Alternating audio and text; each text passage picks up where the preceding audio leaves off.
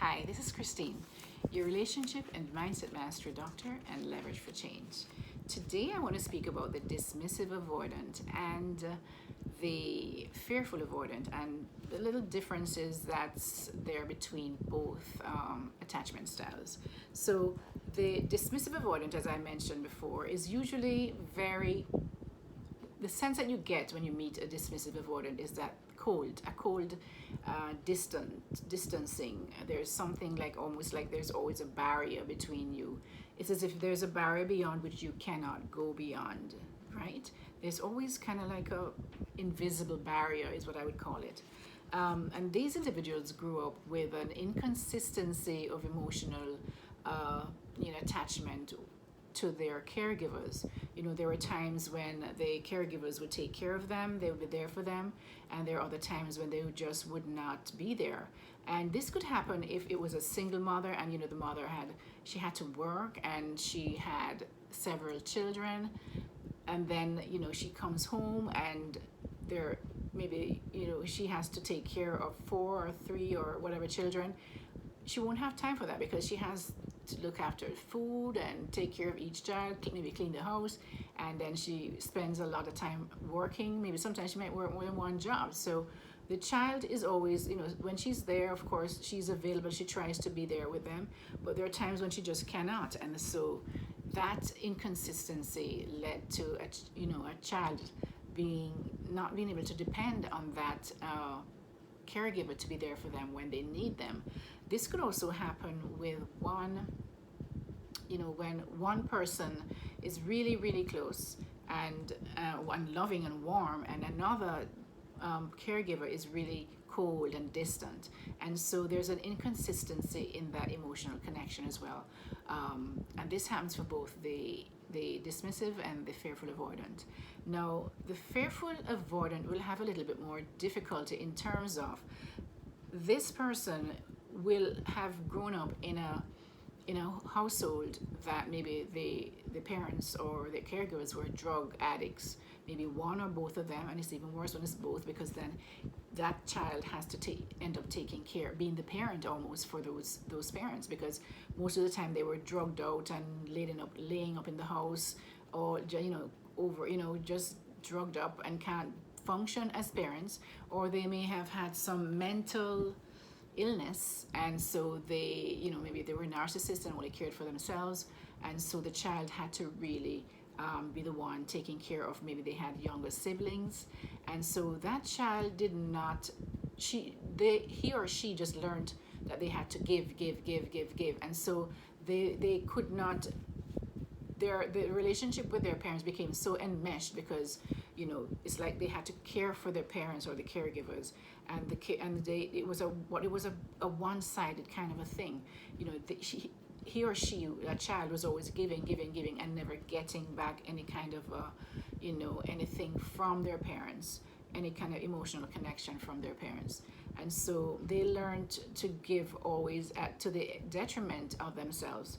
And so in relationships later on, they would end up being like people pleasers. But if you reject them, their partners reject them for whatever reason, they can become very vicious and really malicious and do a lot of stuff that's really not nice. So the thing with a fearful avoidant, though, is that when you meet them first, they're very warm and they're really actively looking for a relationship. They'll be very warm and really want to please you, right? Until or unless you reject them, and then they can become vicious and do things that are not really nice. And the dismissive avoidant now, basically they learn not to trust emotional connections, and so they don't get emotionally connected to anyone. They don't get emotional because they learned in their childhood from their caregivers that they could not depend on them to be there for them.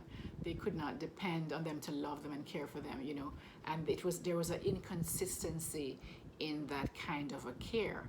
And so they learned to protect themselves. Basically, they've learned to just not get emotionally connected. So the dismissive avoidant will just not get connected to you. And so if you're in a relationship with a dismissive avoidant, what will happen is that they will get really close, at the beginning, especially when they're dating you and just getting to know you. And then if something happens that make you really get very totally, so close that it feels really, really good for you, then they can't take it because they don't trust it will last, and they're protecting themselves, so they withdraw. They will disappear, or they may, if it's they may even just start a quarrel, find something to annoy you, that then there's some problem, and then you start having some kind of a quarrel, and then it's a good reason for them to just disappear, and they'll disappear for weeks or months, and then come back when they're, that thing is kind of out of their system, and then they now need more connection, and they come back. And so it's in these relationships, for both the fearful avoidant and the dismissive avoidant, there's always a kind of a back and forth kind of thing, up and down, on and off. You'll hear it in some relationships described as on and off, up and down, so the high highs when you feel really good, and then they're the low lows when they just disappear on you, or they remove their emotional connectivity to you, because they just cannot take emotional connection. They get overwhelmed, and so they cannot take it. And so as soon as that happens, especially for the dismissive avoidant, the difference though between the dismissive avoidant and the fearful avoidant is that when the dismissive avoidant goes, they really have no feelings. They don't really feel like they're hurting anyone. They just do it. They're kind of selfish that way, because they don't think that they're hurting you, and they really don't care, actually, the dismissive avoidance. But the fearful avoidance, they really don't want to hurt anyone, and they really care if they hurt somebody, so it really bothers them. The dismissive avoidants are very good with boundaries. As I said, there's always this invisible wall beyond which you cannot go. But the fearful avoidants, they are really bad with boundaries, because remember, in their childhood they had no boundaries for their parents, their caregivers. It's like their relationship was so enmeshed that it felt like they could not live without their parents, and their parents could not live without them. It's almost like they were one, and so very difficult relationship to be in, because then you feel every emotion that comes from the parent and the child. It was just like a emotional frenzy, being back and forth from both of them. They feel each other's emotions, and so it was as if they became one.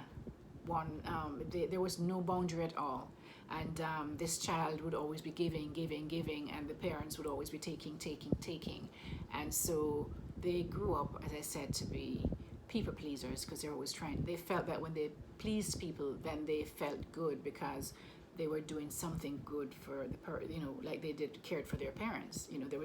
But it was just a one-way street. The dismissive avoidant, the reason why they disconnected from their emotions in childhood was because they did it to protect themselves, because they just felt that it was better to just not get emotionally connected, because they couldn't trust it. So there's a lot of lack of trust with the dismissive avoidant. The same thing with the fearful avoidant, but the fearful avoidant is, they want that emotional connection, but they also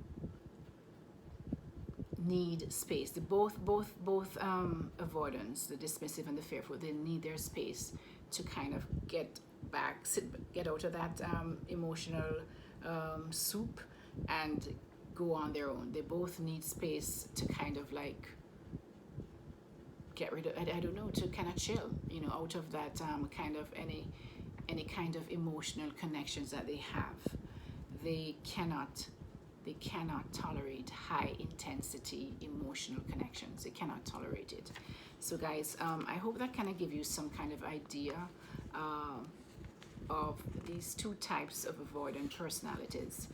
And it is important that you look for some of these signs when you're dating, because then it's the best time for you to kind of just realize that, is this person an avoidant personality? Any of the avoidant personalities are really difficult to live with or to have a relationship with. It's really difficult because there's always going to be a back and forth, on and off kind of thing, because of they cannot tolerate emotional intensities. So guys, this is Christine, your relationship and mindset mastery doctor and leverage for change. Please, if you've learned something from this video, please like and share it with someone who may benefit from it. And also please subscribe to my channel, so whenever there's a new video, you'll get a notification. So guys, have a great day. As a matter of fact, have a great weekend. And thanks again for listening. Take care. Bye.